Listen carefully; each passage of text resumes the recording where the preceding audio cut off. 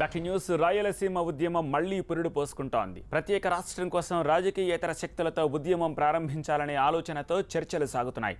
దశాబ్దాలుగా అణిగి మణిగి ఉన్న ప్రత్యేక రాష్ట్ర ఉద్యమం తాజా పరిస్థితుల నేపథ్యంలో మరోసారి తెరపైకొచ్చింది. ఇప్పటికే రాయలసీమ హక్కుల సమితి పేరుతో బైరెడ్డి రాజశేఖర రెడ్డి ఉద్యమం చేపట్టారు. టీడీపీలో ఉన్న మాజీ మంత్రి టీజీ వెంకటేష్ కూడా సీమ హక్కుల కోసం సంస్థను స్థాపించారు. ఈరోజు వైసీపీలో సీనియర్ నేతగా ఉన్న డాక్టర్ ఎంవి మైసూరారెడ్డి నివాసంలో సీమకు చెందిన ముఖ్య నేతలు సమావేశమై భవిష్యత్ కార్యాచరణ గురించి చర్చించుకున్నారు. రాయలసీమకు అన్ని విధాలుగానూ అన్యాయం జరుగుతోందని భావిస్తోన్న అక్కడి రాజకీయ నేతలు ఒక్కొక్కరుగా బయటకు వస్తున్నారు. అన్ని పార్టీల్లోని నాయకులను ఒకే వేదికపైకి తీసుకొచ్చే ప్రయత్నాలు జరుగుతున్నాయి.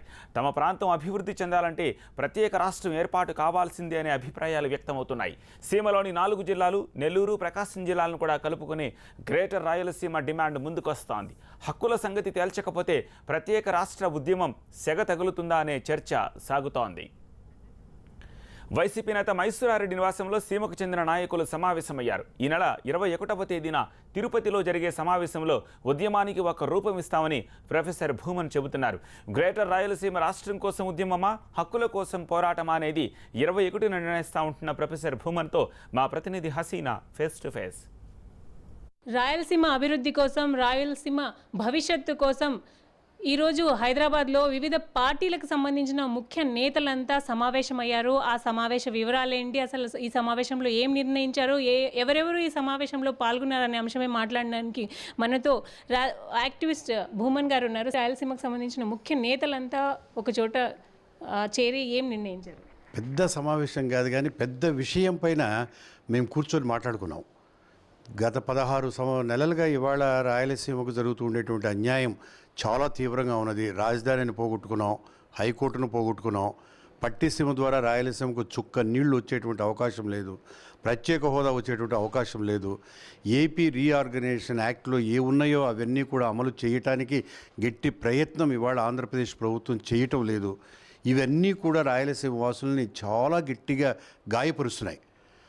మేము ఎంత అనుకున్నా రాష్ట్రం కలిసి ఉండాలని ఇవాళ యువకులు కానీ, సాఫ్ట్వేర్ ఇంజనీర్స్ కానీ, బాగా ఆలోచన పరులు, మేధావులు, రచయితలు అందరూ కూడా ఏలినేట్ అవుతున్నారు. ఇంక మీదట మనం ఉండేటువంటి పరిస్థితి కల్పించడం లేదు. ప్రభుత్వమే మనల్ని నెట్టివేస్తున్నది.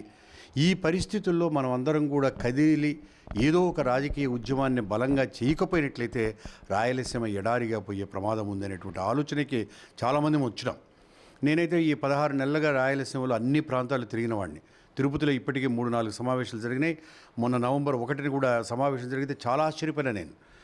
దాదాపు వచ్చిన 100 మందిలో 100 మంది ప్రత్యేక రాష్ట్రం అయితే తప్ప రాయలసీమకు భవిష్యత్తు లేదు అనేటువంటి ఏకాభిప్రాయానికి వచ్చినారు. అందువల్ల మేమేమనుకున్నామంటే ఇప్పుడు ప్రజా సంఘాల ద్వారానే రాజకీయ ఉద్యమం అనేది నిర్మాణం కావడం అనేది సాధ్యం కాదు. రాజకీయ పార్టీలు లేనిదే మనం సాధ్యం చేసుకోవడం అనేది వీలు కాదు. అందువల్ల ఈ నెల 21వ తారీఖున తిరుపతిలో వివిధ రాజకీయ పార్టీల వాళ్ళందరినీ కూడా ఆహ్వానించి ఇవాళ రాయలసీమ శ్రీబాగ్ ఒప్పందం మేరకు ఉండవలసిన రీతిలో లేదు. మా రాయలసీమతో పాటు నెల్లూరు, ప్రకాశం జిల్లాలు కూడా చాలా నష్టపోతున్నాయి. శ్రీబాగ్ ఒప్పందంలో నెల్లూరు కూడా ఒక భాగము. నెల్లూరు ప్రయోజనాన్ని గురించి కూడా శ్రీబాగ్ ఒప్పందంలో ఒక అంగీకారానికి వచ్చినాం. కాబట్టి వాళ్లతో కూడా మాట్లాడి అన్ని రాజకీయ పార్టీల వాళ్ళు, తెలుగుదేశం వాళ్ళని కూడా పిలుద్దాం. ఎవరు వస్తారు ఎవరు రారనేది వాళ్ళకు వదిలేద్దాం. మనం వచ్చి భవిష్యత్ కార్యాచరణ మనం నిర్ణయించుకొని రాయలసీమకు మేలు జరిగే రీతిలో పెద్ద ఎత్తున ఉద్యమాన్ని ప్రారంభించాలనేటువంటి గట్టి అభిప్రాయానికి వచ్చినాం. ఇవాళ కర్నూలు జిల్లాలో ఉండేటువంటి కొన్ని ప్రాంతాలను తీసి గిద్దలూరు, మార్కాపురు, ఖమ్మం ఇవన్నీ ప్రకాశం జిల్లాలో కలిపినారు. నెల్లూరు అటు కాకుండా ఇటు కాకుండా ఉండిపోయింది. మధ్యలో ఏ రకమైనటువంటి అభివృద్ధికి నోచుకోకుండా ఉన్నది. కాబట్టి ఆ ప్రాంతాలు కూడా మేము మీతో చేరతామనేటువంటి ఆలోచనకు వచ్చినట్లయితే 6 జిల్లాలు కలిసి గ్రేటర్ రాయలసీమగా కూడా మనం ఒక ఆలోచనకు వద్దామనేటువంటి నిర్ణయానికి రావటం జరిగింది. కాబట్టి ఆ రోజున రాయలసీమ భవిష్యత్ చిత్రపటానికి సంబంధించి ప్రత్యేక రాయలసీమను కోరుకోవటమా, లేదా ఆంధ్రప్రదేశ్లో ఉండి ప్రభుత్వాన్ని నిర్బంధించి ప్రభుత్వం మెడలు ఉంచి మనకు కావలసినటువంటివన్నీ సాధించుకోవటమా, అది తేల్చుకోబోతున్నది ఈ 21వ సమావేశం. వివిధ పార్టీలకు సంబంధించిన నేతలు దీంట్లో వస్తున్నారు కాబట్టి, సో ఇదంతా ఒక పార్టీగా వివిధ పార్టీల వాళ్ళు వస్తున్నారు కనుక ఆ పార్టీల నుంచి వచ్చేవాళ్ళు ఆ పార్టీ అఫిలియేషన్స్ను వదులుకోరు, ఒక పార్టీకి అంగీకరించరు.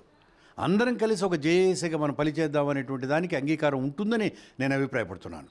రాబోయే రోజుల్లో ఎట్లా ఉంటుందో మనం ఇప్పుడే చెప్పలేను. నేను ఒకవేళ రాయలసీమ భవిష్యత్ చిత్రపటాన్ని దృష్టిలో ఉంచుకొని పార్టీగా ఏర్పడాలనేటువంటి అభిప్రాయానికి వస్తే రావచ్చు కూడా.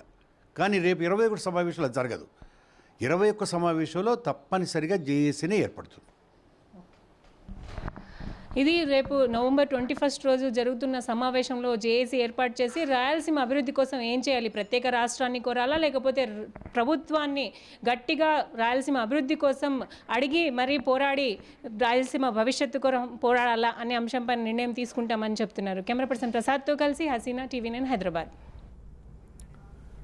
రైట్, రాయలసీమ నేతల సమావేశం ఉద్దేశం ఏమిటో మా ప్రతినిధి హసీనాని అడిగి తెలుసుకుందాం. హసీనా ప్రత్యక్ష ప్రసారంలో మనకు అందుబాటులో ఉన్నారు. హసీనా, 21వ తారీఖున జరిగే సమావేశంలో ఇది హక్కుల కోసం పోరాటమా లేకపోతే రాష్ట్రం కోసం ఉద్యమమా అనే విషయం మీద స్పష్టత వచ్చే అవకాశం ఉందన్నట్టుగా భూమిని మాటలు బట్టి మనకు అర్థమవుతుంది. దీని వెనుక ఎవరున్నారనుకుంటున్నారు?